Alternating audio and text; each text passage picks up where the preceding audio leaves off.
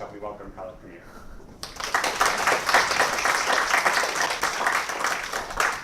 So it's super awesome to be here. Like I know that many of you who are students, you're probably having a good time and this is fun.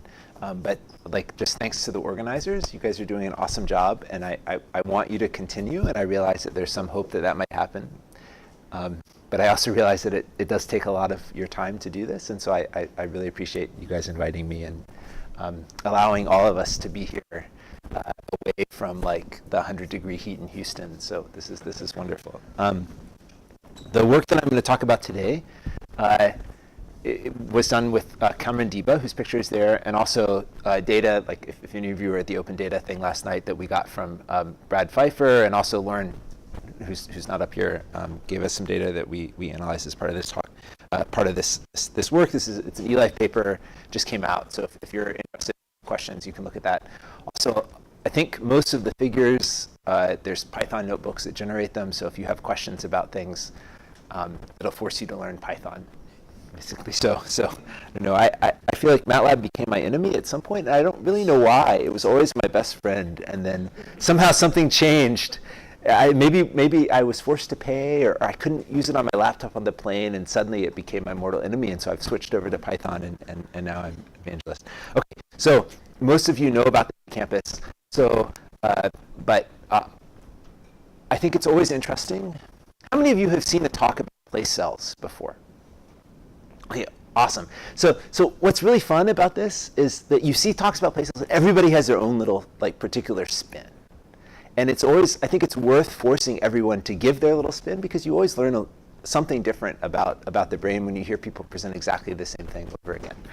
So the reason that I think that the hippocampus is interesting is because really of two pieces. So one is it's a small chunk of tissue, right? There's not very many neurons. In CA1 rat hippocampus, there's only a few million neurons. But we know that it's critical for both like associative, like semantic memories, like so understanding facts, also episodic memories. And it seems like that there's good evidence that right, so you all know the story of patient HM and how he lost his hippocampus. He's unable to, he had, what is this called? Anterograde amnesia. But what's interesting is that there's also good evidence that even for the things that he did remember, the episodic things, it was difficult for him to describe them, or impossible for him to describe them. So it seems like the hippocampus is important even for memories that we have stored, in order to process them, to describe them, to put them together. But actually, probably the other reason that I really like the hippocampus is because I was trained in a lab that was a prosthetic lab. It was a cortex lab. And when you train as a neuroscientist in a lab that studies the neocortex, you sort of have this, you learn this intrinsic bias against the rest of the brain. And it's just not that it's bad, it's just that it's not important. And one of the reasons that I love the hippocampus is it really is important. And it's provably important, and it seems like that it not only is provably important, meaning that you can lesion it and it still does it, like things get messed up.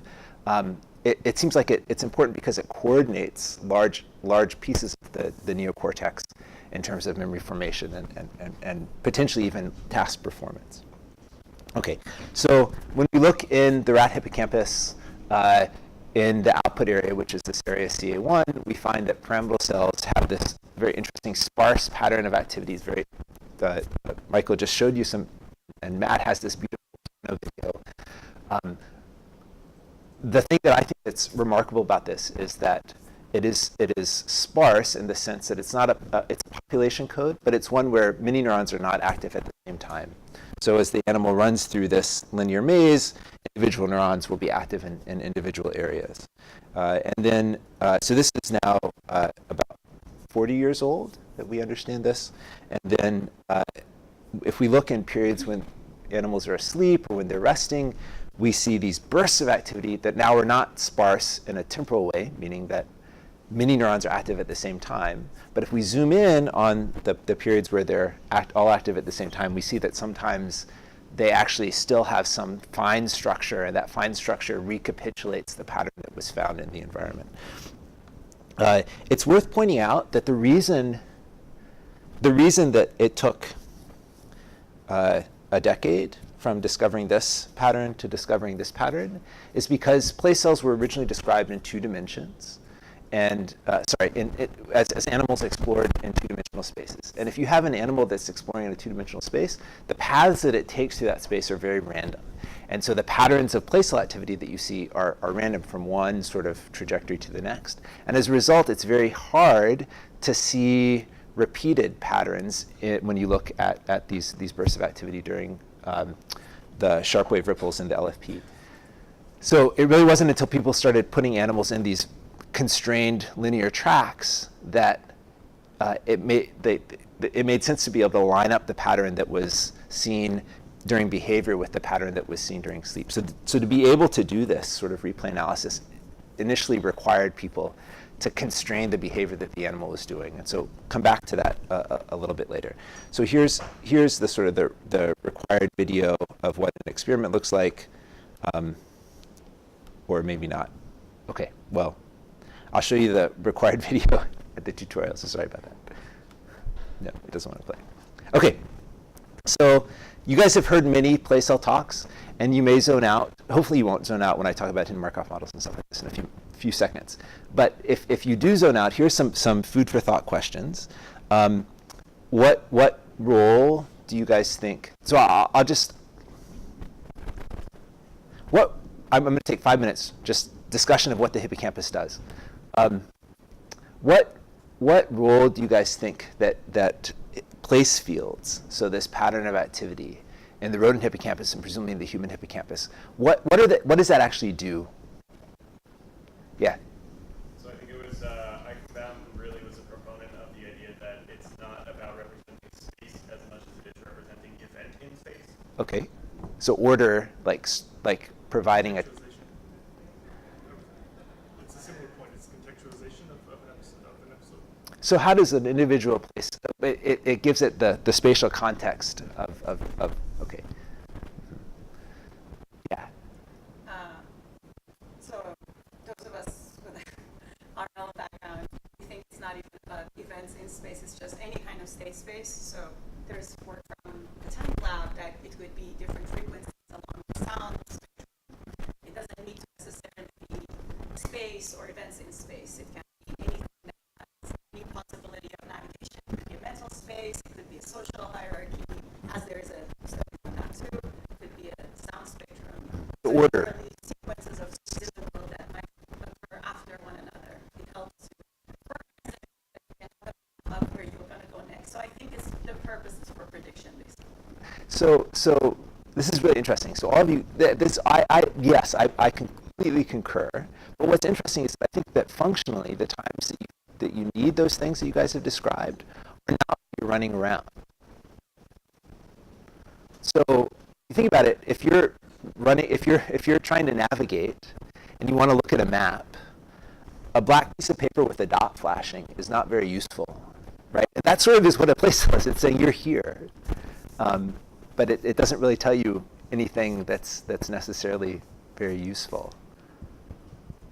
Why you can plan out, you can imagine what is going to be the consequence of your future actions. So it's good for prediction if you're standing still. Yeah, so potentially, right? So exactly, some other part of your brain that predicts what happens next. It might help if it knew what now was. So basically, so a place cell, when it's active, tells you now. And the reason I want to make this contrast is it sort of relates to this next question, right? So, okay, the exception to this is theta sequences. So you have these periods in the oscillation where there's this fine ordering of place cells, and so it seems like if you're listening to the whole hippocampus, that what you see at any time point is you see this sort of narrow window around where you are that shows you the direction that you're moving. But what's neat about that pattern activity that we see during sharp wave ripples or the so-called replay is that it really is much more like looking at a map. So it tells you a big chunk of the structure of your environment.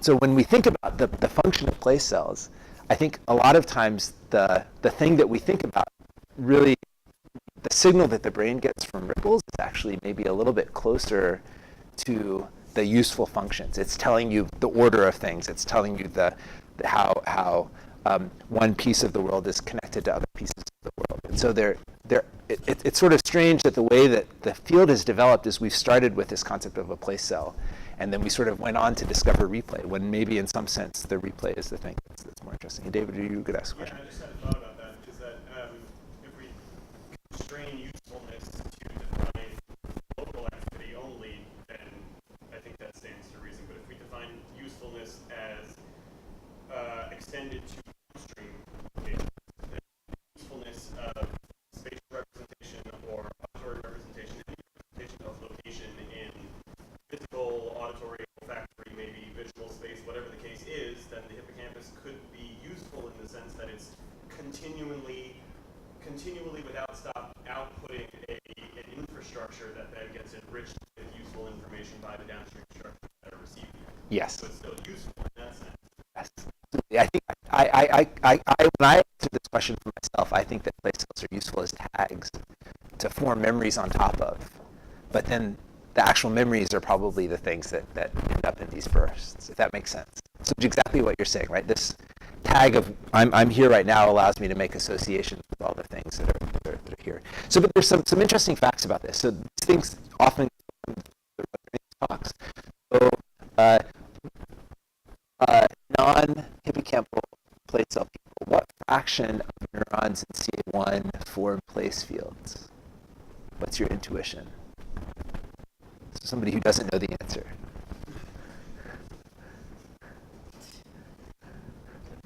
Okay, good. Thank you. Somebody was brave enough to talk. Anybody willing to go higher than 10%? Yeah. All right. Now, this is what's fun is okay. Now let's open the floor to people who know the answer. Yeah. 30-something%. Okay. Any other answers? So in the literature, it probably ranges somewhere from about 20 to around 50. So it's not a well-established number. It is surprisingly large, and the reason it's surprisingly large is we think about memories in context, and what this means is that in many different contexts, neurons have to be reused. If a third of the hippocampus is active in any context, then that means by definition they must reuse them. And what's really fascinating to me, which is talking to Michael about the hippocampus, is that there's this ability to reorganize the map. So if I have an environment where I have a place cell here, and then I go into a different room, those same neurons can have place fields. As far as we can tell, first, second order, the fact that these two neurons had place fields close to each other in one room they'll be completely independent in this room. So it's very strange. There's this complete remapping between environments. Okay, and what fraction of ripples of these bursts of activity in CA1 correspond to replay? Okay, so again, let's start with the people who don't know. So what fraction of ripples, bursts of hippocampal activity do you guys think are probably replay? You, the 10% guy. Okay, awesome. I love it. Yes, stick with what you know. Any other predictions? Yeah. Okay. Any other? 100%. Okay. Awesome. So that's somebody who technically should know better. I mean, the wrong answer. So this is this is actually a question that's ill-defined, right? And the reason that it's ill-defined is maybe the point that Matt is making. The way that we normally do this is that we observe the animal running around in one environment, and then we ask about whether the pattern that we see is consistent with the pattern in that environment. And so typically in the literature, what is reported is somewhere between as high as 60% of ripples have replay and maybe as low as 20%. And that's in animals that are awake and actually in the process of running around that they've just stopped on the track. If you look at an animal that's asleep, it drops down to like 5 or 10%. So, but the flaw in that is that rats, at least in our experiments, they live in the vivarium. Interesting things happen. Maybe the person that comes in and changes the cage, drops them or something like that. So they have a number of interesting experiences in their life. And so it could be that the patterns that we see are reactivations of those other environments and those other experiences. I actually think that the answer is probably not 100%. I think the answer is probably closer to 60%, but that's food for research. And this question, what are the other patterns, I think are really interesting, and that's one of the questions that I hope to answer here in the next 30 minutes. Okay. How did you come up with that guess that you just made? That's a whole detail. Yeah. So no, this is great, right? Because I have instinct from looking at data, but I don't know. So if it was the case that so based on the first thing that I told you, that environments completely remap, you would expect that the structure of things that aren't replay, that are reactivated, would involve different sets of neurons. So if a rat was reactivating another environment, then what you would suspect is that there would be a different ensemble that would be activated. You just told us place cells remap from one. No, that's exactly my point. But what you see instead is you see sort of the place cells from the environment that the animal's in, sort of in the wrong order. And sometimes a few extra cells activated at the same time, which to me seems like there's some sort of failure of excitability or something like this. Does that make sense as an answer? Well, So remapping would give you a prediction about that. From every place cell. So it's like if a fraction of place cells get reused from one environment to the next, then it's kind of random assignment. Yes. No. Yes. You might just not be recording the right ones. Right. So, but maybe the bigger point is that if it was the case that they were just reactivating multiple environments, then what we know about remapping would give you some sort of prior on what you think the structure of those things should be. And they, as far as I know, do not follow that prior. This is something that isn't totally testable and somebody should test. And I don't know why anybody. It could be a hackathon problem. Okay, so the normal way of looking for replay, which I'll talk about in the tutorial this afternoon, and we'll in a little bit more detail now. It starts with place cells and then looks for reactivation. And so the study that I'm going to talk about right now was motivated by saying, is there a different way of thinking about replay that doesn't start from place cells, where you don't need to know anything about the animal's behavior, but you're just looking at what's happening during ripples? Okay, and the answer I'm going to tell you uses hidden Markov models. So the answer must involve some form of unsupervised learning. And to just try to give you guys a mental tableau to distinguish what I talked about from seq and MF. Basically, the difference is that I'm going to talk about a generative model approach, so a statistical model for sequences that then sort of build up from.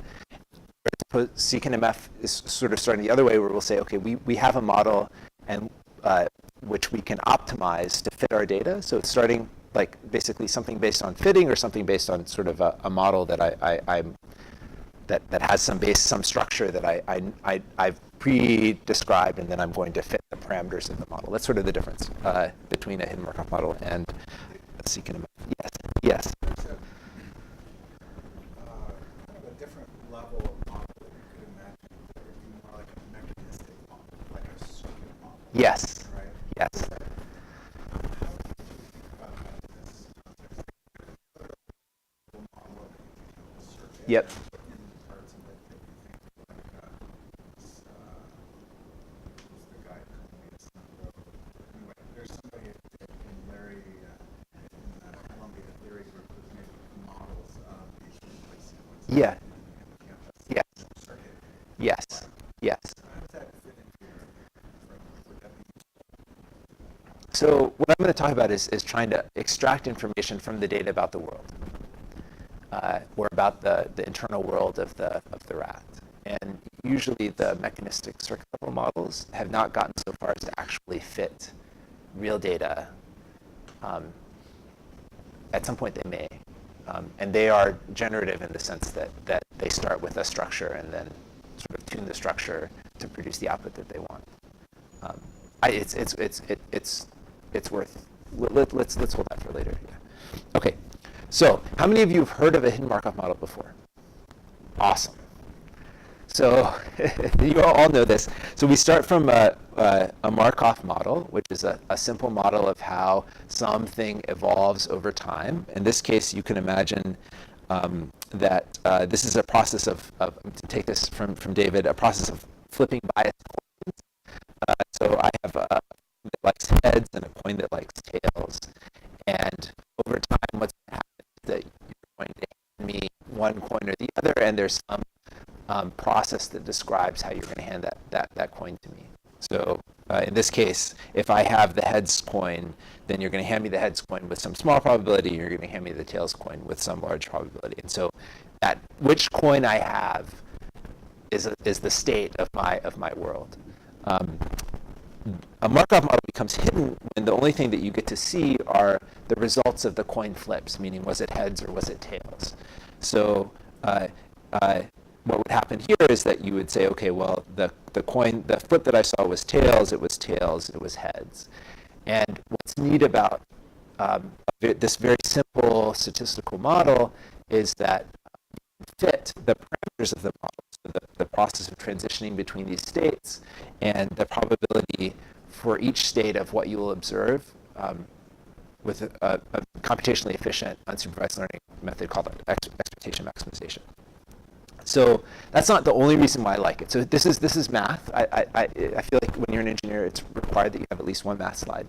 And the only thing that I want you to get from this math at the moment, so the S's are the states and the Y's are the observations, is that if you have a sequence of observations with this formulation where you specify these probability distributions, this is a number for an individual sequence, right? A probability in the end is a number, and you can think of the number as being a score. If the probability is high, the score is good. If the probability is low, the score is bad. And when we train a hidden Markov model, what we do is we iteratively increase this score for our training data. So we iteratively make our training data more and more likely by changing the parameters of the model. But if we have new data that we want to look at, we can also say, okay, what is the score of this new data compared to our model parameters? So for place cells, for CA1, what we might imagine is that if we were to do this, that we would learn that the states that we see correspond to the position that the animal's in. That's this thing that is constraining the activity of the cells. And the thing that we're observing is the firing rate of many neurons at the same time.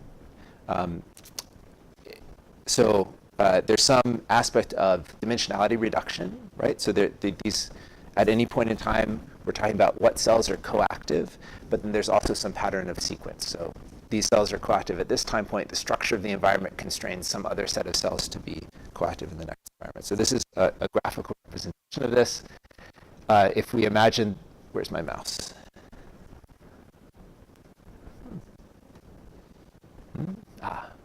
If we imagine the animal moving through these parts of the environment, these sets of neurons are active with these firing rates. And so if these are states, then this also corresponds to some pattern of connectedness in the environment. Okay, that's a hidden Markov model. Now there's two important things. So one is the state transition matrix. This describes the probability of moving from one state to the next at every time step. And this is the observation matrix. This describes how our 5 neurons in this case will be active in each state. So the red neuron will be active in the first state. The purple neuron will be active in these states, and so on. Okay. So the first set of data, probably depending on time, the only set of data that I'll talk about is coming from this Dibu-Muzaki experiment from 10 years ago. And we did a lot of analysis across many different sessions, but the main session it's about 30 minutes long. There are 200 neurons, of which somewhere between 40 and 60 are face cells, depending on your definition. That doesn't matter. The thing that's important is that there was a lot of ripples. And we didn't use the LFP to identify these ripples. We just used bursts of activity. So when many neurons were active, we called that a ripple, at a population burst event. So in the normal process, what we would do is we would use the activity that happens while the animal's running. This is his speed. to form estimates of place fields, and then we might order the neurons by their place fields in order to decide what the proper order was, and then we would look at these population burst events and decide which of those corresponded to the pattern that we saw during the behavior. But the question was, can we just use the ripple activity? So what I'm going to talk about now is when we just look at the patterns that happen during these burst events. So we ignore what happens during behavior. Can we infer the structure, the order of activity of the neurons in the environment? And intuitively, it sort of seems like we should. If replay is a real thing, we see a bunch of replay sequences. It seems like we should be able to sort of paste them together like gene sequencers do when they do have any of you heard of shotgun sequencing? Genome sequencing? Okay. Few? Okay. Oh, yeah. Just Jeremy. Thanks for raising your hand. I appreciate it. Yeah. Yeah. So this is something that they do when they sequence DNA, right? They take like they can't actually. Why are you thinking? Why is this relevant?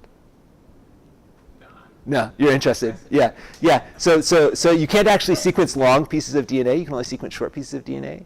And so what you do is you chop up the DNA that you're interested in sequencing into a bunch of small pieces, and then you get reads on those. So you get the base pairs for those small things. And then you have to find out the genome. You have to sort of paste them together so that you find this long pattern where you use the overlaps to sort of figure out what's going on. So you can imagine that if the replay events are these like snippets through the environment of ordered place cell activity, then you should be able to sort of paste them together somehow to figure out what's going on over the whole structure of the environment. And as it turns out, that's what we can do. But so this is the data. This is not all the data. There's about 300 of these events. And during these events, I've just color-coded this for ease of viewing, right? So these I happen to know are place cells, and these I happen to know are not place cells. And I've ordered them so that when they fired Etienne, the graduate student who made this figure for me, has ordered them so that when the cell is active in this event is how it gets picked to be in what row, averaged over all of the events. So these are just sort of randomly ordered. So you see some things that sort of look like sequences, and some things that sort of don't, and some things that look sort of messy.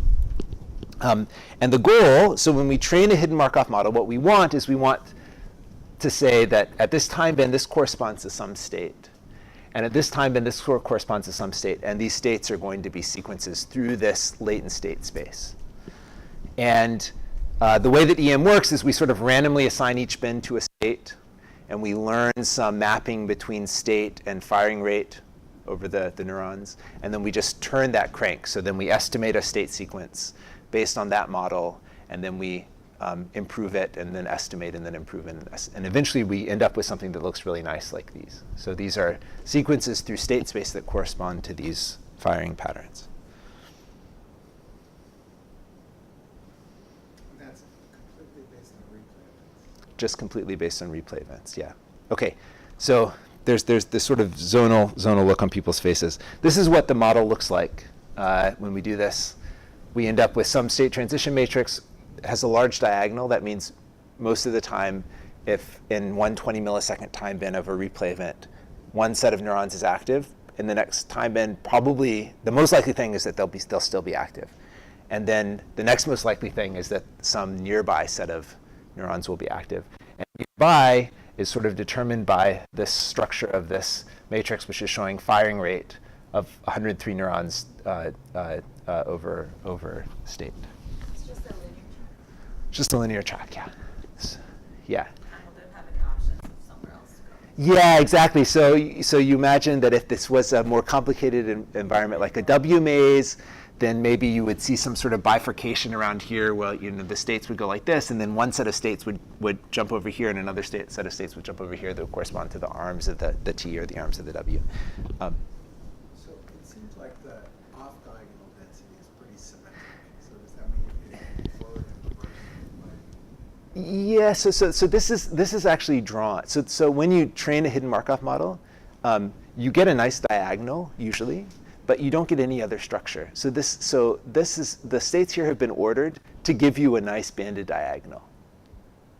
But it's not necessarily the case, right? So there's nothing about the model that doesn't say I can't just decide that state 29 should actually be state 2, but maintaining all the transition probabilities. But what that would mean is that now this dot would move over here for that state because it would have moved, right? So this is actually just, at some level, the bandedness is a little bit of an artifact. But to another extent, maybe it means that we're capturing something about forward and reverse replay. So feel free to skip this question if you're going to talk about it, but what's with the density of neurons belonging to lots of states near the bottom and then it's more sparse at the top? Also because it looks nicer if you plot it that way.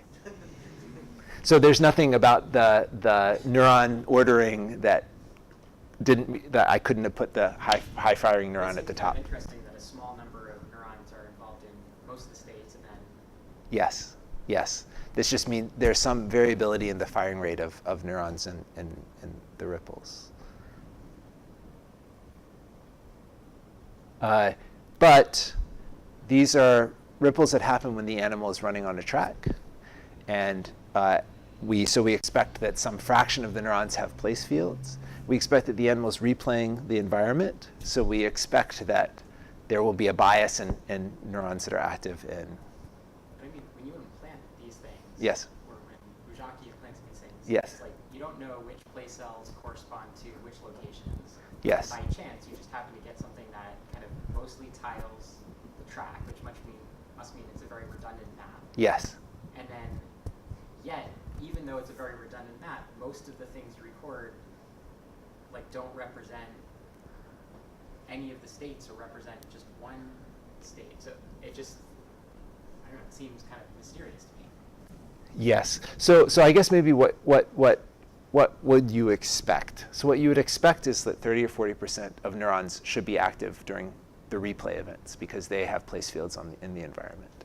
And the other neurons are active during the other events, but they maybe are less likely to be active. But also, when you're fitting a firing rate, if you have a lot of variability, then it may not, the model may not be improved by assigning a neuron to a particular state. That makes sense. It may just be that if a neuron fires randomly, you should just assign it a very small probability across all the states, which is why these up at the top just have all blue, right? Yeah. So this, to some extent, this is an artifact. These things. So in the paper, we stared at these a lot and tried to ask about whether they taught us anything about the world, just staring at the parameters of this model. And I don't even want to talk about that slide because I feel like it's not at all a useful or intuitive thing to stare at a transition matrix and try to understand whether it means something. And there's papers about whether transition matrices learned from hippocampal activity mean anything, and so let's not talk about that. Instead, let's talk about this. So we wanted to understand what the states represented and whether they represented the world. And so what we did is that we went back and we now decoded, so we used the model to estimate the states that corresponded to neural activity. So that's what that equation that I showed you gives you. Not replay events, but now the period of time when the animal is running on the track. So there's some subtlety there, right? So we use larger time bins, and you have to scale the firing rates appropriately to scale with the size of the firing bin. But when we did this, we found nice state sequences as the animal was running through the environment. So these are latent states that we've estimated now from the behavioral data. And we know what the behavioral data was during those periods. So in this case, we've chunked out all the periods when the animal was stopped, and this is just when the animal was running. And so what we can do is we can form like place fields, but for states, so state fields. So by averaging what position in the environment each state was active in, we can ask what is the average placeness of each state decoded when the animal was running now as opposed to when the animal was stopped. And what we find is that they tile the environment like really nicely. So it seems like that the states, at least when the animal is running, the set of neurons that are active correspond to individual places in the environment. And so you can just shuffle, right? So you can just sort of mix up your state and place mapping, and then you find that you end up with just sort of randomness. Okay, so so this is cool because there's we learned this mapping without any behavioral data, right? So the normal way that this would work is that we would be making place fields and then doing everything from place fields. But instead, we learned this map of how the neurons were coactive in the environment just from the replay data. And that was on that slide where I introduced the data. This is like 1 minute of data out of 30 minutes of an experiment, right? So they're rippling. They ripple a lot, but the ripples are short. And this is compared to like 10 or 15 minutes of time when they're actually running, right? So it's a very small amount of data, still captures the structure of the environment. And the states that we learned from this model at least appear to represent space when they're mapped back to the periods when the animals are running. So the last thing I want to talk about is what can they tell us about, what can this sort of model or what can the states tell us about replay? Okay, so this is now a little bit more detail about how replay analysis normally goes. So normally what we have is these are spikes as the animal's running. That's a place field, right? So this is an average firing rate across space. And you guys will do this for your tutorial. So this is pretty standard to do. Okay, so we have that for one neuron. We have it for many neurons. So now, if we have the map between space and firing rate for many neurons, and we have a ripple event, we can look at what neurons were active and bend this, and then use this map to decode a position using Bayes' rule, or a distribution across positions for every time bend. So this is the probability of every position on the track across time that corresponds to this set of spikes. Okay, so a lot of times when we talk about replay, we sort of stop here and we're like, oh look, it's this nice sequence. It's replay. But when you do replay analysis, the way that this normally, this actually has gone is to ask, well, what if this just happened by chance? What if these were just random spikes? How do we know whether it's replay and not just a random sequence? So then, probably what is becoming the most standard way of doing this is a technique that Fabian Klusterman and Tom Davidson developed, which is sort of crazy, and I'm going to tell you about it. So what you do is you fit a line to this distribution. So you can just sort of lay a line down on this, and you can ask whether that line has a high probability, right? So you could imagine that the line that cuts through this area of a probability mass is going to have the highest probability. So you could try to do this in some smart way, but we don't. What we do is we just lay down 30,000 lines, random orientations and shifts, and just pick the one that has the best. And the probability of that best line is the score of this event. Then what we do is we shuffle. So it seems like the most robust shuffle is rotating these columns independently. So we maintain all of the same sort of probabilities, but we're sort of messing up their position. And then we do this process of finding the best line for each of those shuffles. So for our paper, I think we did this 1,000 shuffles, and for each shuffle, 30,000 lines or something like that. And then you say, now, does the score of my event, how does it compare to this distribution of scores that I generated from shuffle events? And then you say, well, OK, yes, it's on the edge, so it's much more likely than those. And so then you pick a threshold.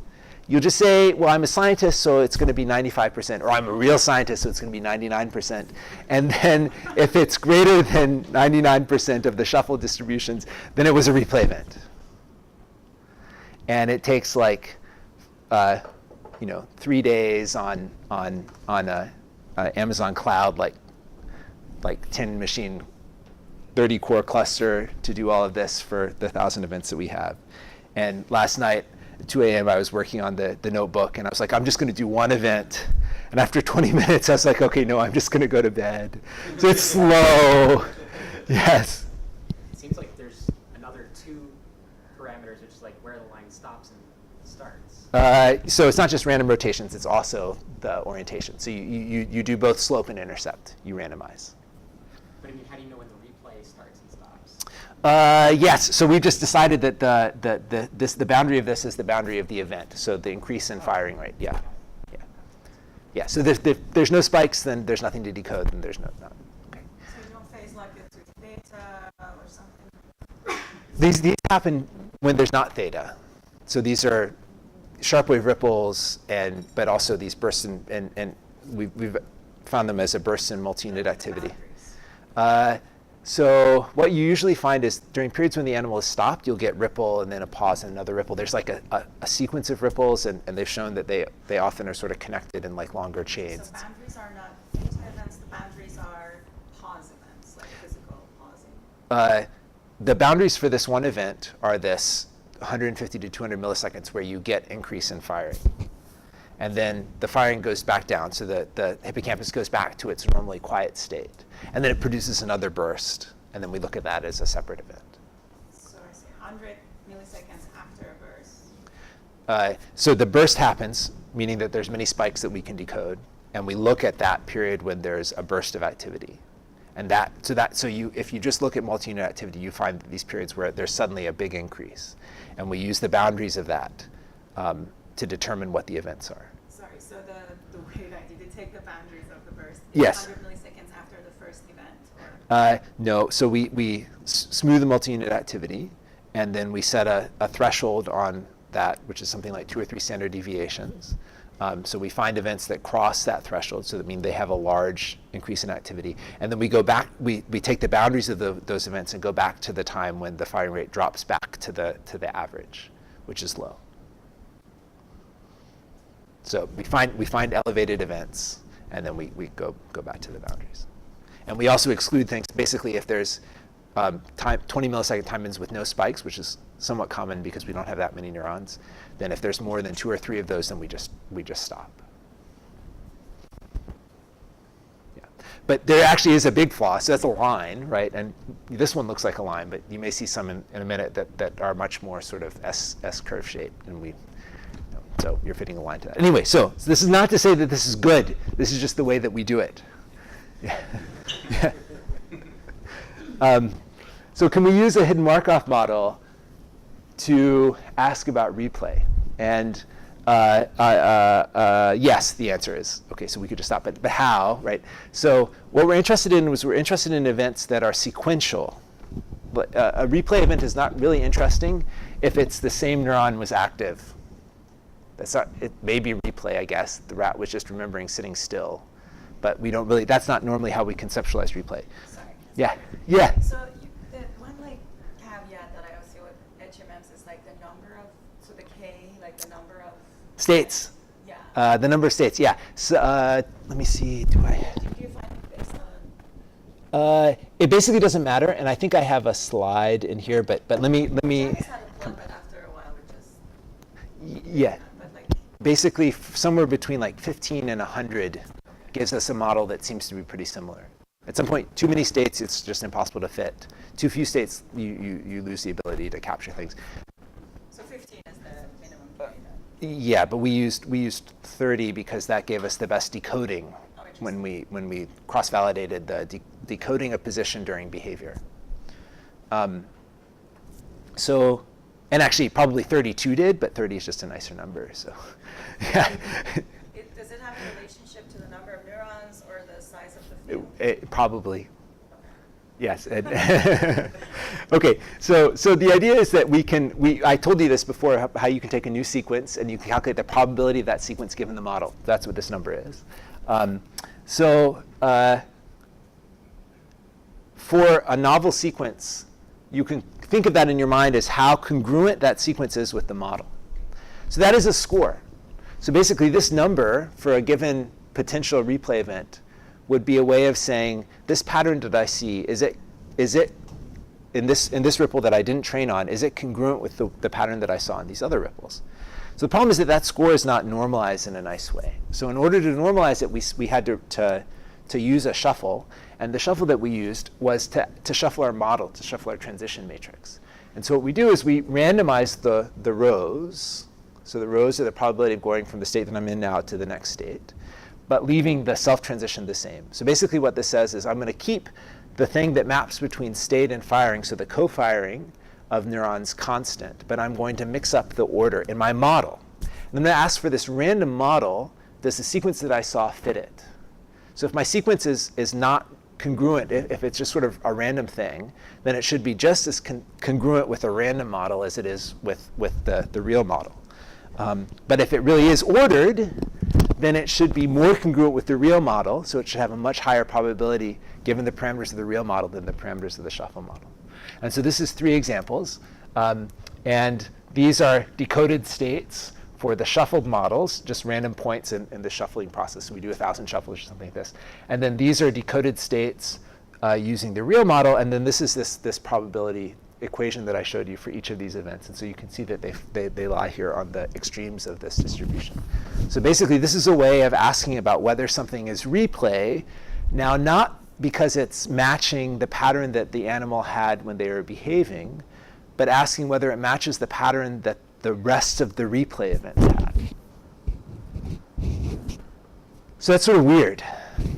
And so you might say, okay, well, do those 2 things coincide, right? So if we use our normal replay analysis to find things that match the pattern of place field activity with this thing of matching the other replay events, what happens? And what you find is that, okay, so the first thing is that the threshold matters, right? So we have to set some significance threshold, right, for both our shuffle technique and this sort of classical shuffle technique. But roughly, the right number of events. So this is significant. This, I forget what this kind of matrix is called. But basically, the things that are positive using both techniques are confusion matrix, yeah. So it's a significant confusion matrix. It's a little bit frustrating, though, because the off-diagonal values are sort of large. And so, so for the purpose of this paper, Etienne was digging into this. He's like, well, let's look at individual events and try to understand what's going on. And you can sort of stare at these, but I think for the sake of time, I'm not going to stare at them. But so what he did was he took the 2,500 events that we had, and he convinced the lab mates to look at every single one and decide whether or not it was a replay event, and then use that as the gold standard for comparing these 2 approaches. And what you find is that everything is noisy. So, but by and large, using the HMM congruence and using Bayesian decoding, we find some similar overlap of false positive and true positive rates. Yes? The gold standard for seeing whether these things have anything to do with reality is to see if they predict behavior. Is there any behavior that either of them predicts better, or?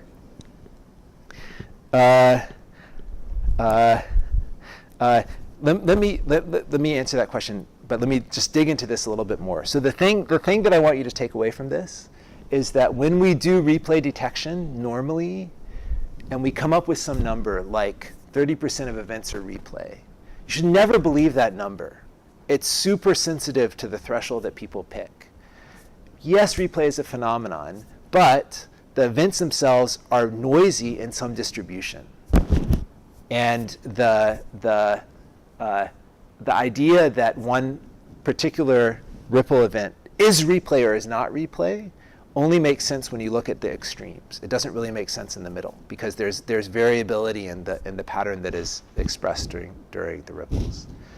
And so when we tried to do this, when we tried to find events that really were clearly replay based on their order and ones that were clearly not replay, we found at the extremes that whatever technique that we used was finding those very, very well. But then in the middle, we were sensitive to this threshold. And so what this is actually showing is that depending on what we decide is our false positive rate, right? So this is an ROC curve.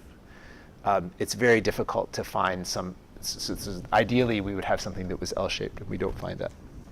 So how can we find what is a true gold standard for something that is for a pattern of neural activity that does not correspond to anything? It does. Why? It happens when the animal is resting. They're not moving. It's completely internally generated. It's related to planning behavior later on. Then if you're replaying the optimal thing versus the suboptimal path, your behavior should reflect that later. Yes, but if you're trying to distinguish between 2 ways of estimating whether or not a particular event was properly ordered, so what you would then maybe do is you would back attribute. So you'd say the behavior was correct, and so the 5 ripples that happened before this behavior must have been better than the 5. Yeah, no. So using the ripples, you predict how optimal the animal's behavior is going to be. So we did this with like very sort of bad signals in fMRI humans. Yeah. is, can the replay during the rest tell me how it's going to behave when it goes back to the world? Yeah. So my sense is that what happens is that within a given pause, there's multiple ripples. And often some of them will be good and some of them will be bad. And but the vast majority are somewhere in the middle. Yeah. And I'm not convinced that there is actually an algorithm that will properly identify those with like a 1 or a 0, as this one was correct and this one was incorrect. So the way that Just for the sake of time, Yeah. just 'cause Yeah. we're almost late for lunch. Yeah, sorry. How much more do you want? I just want to show one more thing. Okay, yeah, and maybe we'll save. Yeah, let's talk about this later. Okay. And he also has a tutorial this afternoon where you can ask lots of detailed questions. Yeah. Okay. So this depends very much on having many neurons. Many ripples. Doesn't depend on that much on having many neurons. And there's a way of asking whether or not the model that you're learning is a good model or not, and we can talk about that this afternoon. So why is this interesting or relevant compared to the way that people normally do replay analysis? So okay. So the first thing is replay analysis is noisy. You guys should keep that in your mind. If your philosophy is that the place selectivity is not actually as important as the ripple activity, then this is thinking about how would you form a model just from ripples might be a way that a downstream area would do this. It would be listening to many of these ripples. It would be able to construct something. It really would be something more like this. But the real value of sort of unsupervised learning like this, I think, is if you are asking about these questions that I asked about at the very beginning, like, is the animal encoding multiple environments? Is there potentially something non-spatial but still sequential that we're capturing in a model?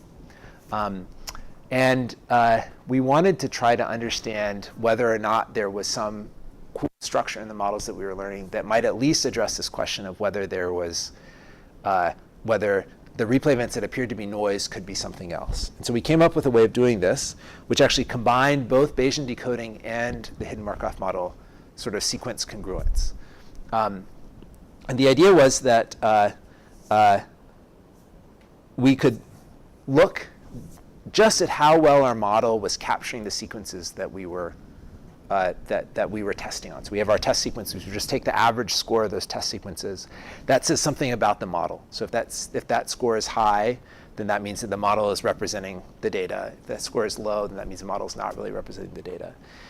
Then we could enrich our training data by removing stuff that a Bayesian decoding approach found as replay. So we're going to take the stuff out that we know is related to the current environment by removing it from the training data. And so that this axis here is the threshold of replay detection using Bayesian, the classic way, that we will allow, not allow for training. So the threshold is 100%. Then basically we're using all of our data for training our hidden Markov model.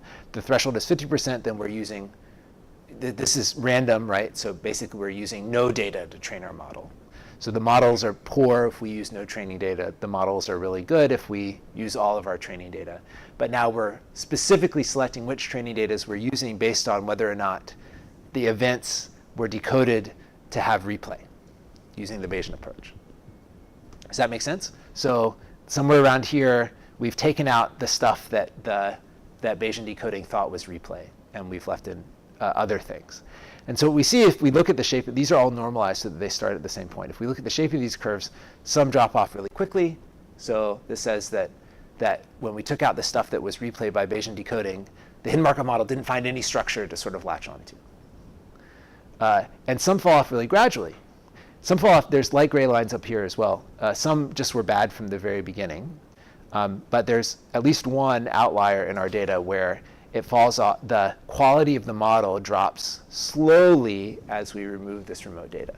So we were like, oh, this is cool, this is an outlier. This rat is remembering something else in addition to the environment that he's in. But we had no idea what it was. So, but we didn't stop there. So there's a data experiment that Matthias Carlson did when I was in Warren Frank's lab, where he exposed animals to a novel environment. And in the same day, he put them back into a familiar environment and reported, based on that data, that when they were in that familiar environment, that many of the replay events that he saw in that familiar environment corresponded to the novel environment that they had just experienced earlier that day.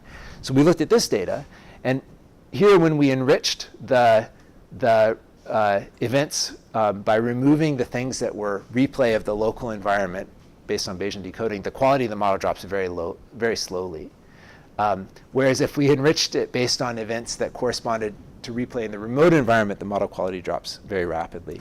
So what this says is that we could look at this environment, we could find state sequences that were actually really interesting sequences, and know that because they were clearly not Bayesian replay, that they must be some sort of replay of some sort of remote environment. And so it was cool, because then we could do Bayesian decoding on them and find that, yes, in fact, they corresponded to these memories of this other place. Okay, so the takeaway message from this is that it is really interesting to just look at the replay activity. And it's a really neat place where unsupervised learning techniques really have to be used, because you're in a state where there's no behavior to match to. You have to do something that is only going to use the neural activity.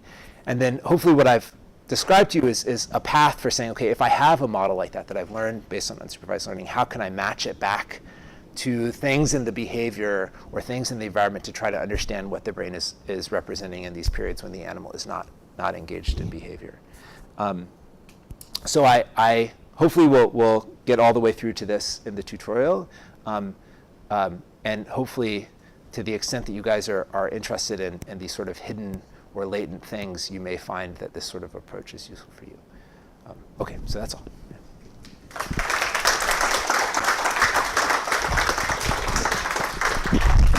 All right, and I think lunch is in 1 minute.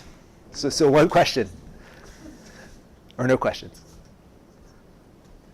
Yeah. Maybe this is more of a discussion question, but sort of by analogy to the human default mode network, right? Yes. Where you take lots of human DMN spontaneously generated data out when the subject doesn't do anything, and you fit one of your human Markov models and then map that onto subsequent behavior. Like, is this a thing that is happening in human cognitive neuroscience, or would that be a crazy thing? The problem is in a lot of it, you have to have some data from probably that subject that you think it might be coming. So obviously Megan, our department, has data like that. And then Eshen's dissertation stuff, he's getting stuff just for that explosive function. So we can train them on that and see if you can. Of course, you never know the ground truth. So you don't know how well it's going to work. But These events are very fast on fMRI. Default one data is extremely slow. yeah, But there's still state transitions, like the activity is dynamic. It doesn't have to be fast. Yeah. So definitely, I think that the one of the nice things about a hidden Markov model is it sort of allows for a lot of variability in your sequence structure. This is also the problem. So if you really expect really fine sequences, then it's not the right model. But if you expect things that sort of meander, then an agent knows. This one, it's really interesting. I'm not sure I can believe it, but Phil Craigle did this. He's a postdoc now. But he has trained all these models on like emotion, multimodal things, and then they had this huge resting state data set with from Ahmad Hariri with like thousands of people, and then they basically just ran the models through to try to figure out if they were experiencing different emotions based on what the transition probably was about. The problem is you never know if they're really feeling it, but I think that's probably the closest example of it. Okay, thanks. All right, let's take one more time.